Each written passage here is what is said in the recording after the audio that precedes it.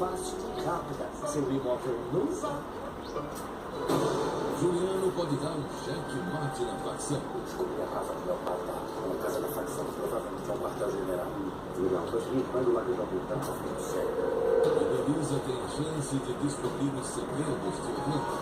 Você veio aqui nessa casa porque você tem algum rolo com ele. Eu não sei do que você está falando. Sem conhecer com ele, você não é uma pessoa certa. Me ajuda, Lara. Minha mãe não pode fazer pessoa nenhuma e você sabe disso. Me conta o que você sabe. Hoje, a regra do jogo.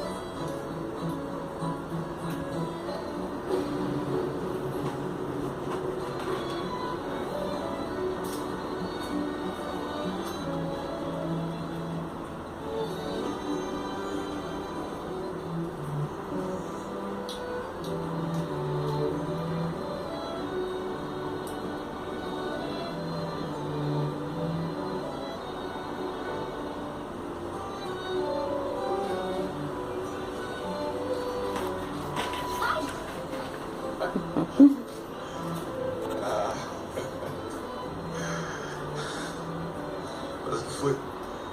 Tá com medo da câmera. Raul, desculpa, que vergonha. Eu tudo teste tirar foto. Queiroz sempre disse que eu não sou fotogênica. Mesmo? Mas eu acho exatamente o contrário. Você tem um rosto lindo, traços clássicos. Um sorriso puro de criança. Imagina! Você que é muito gentil.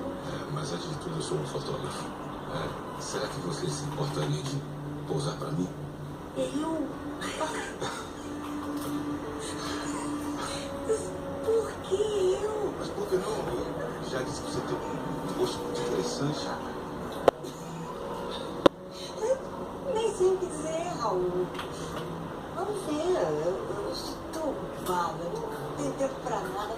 Rangel, a gente tá esquecendo da hora. Temos que ir. Ih, é mesmo. Pessoal!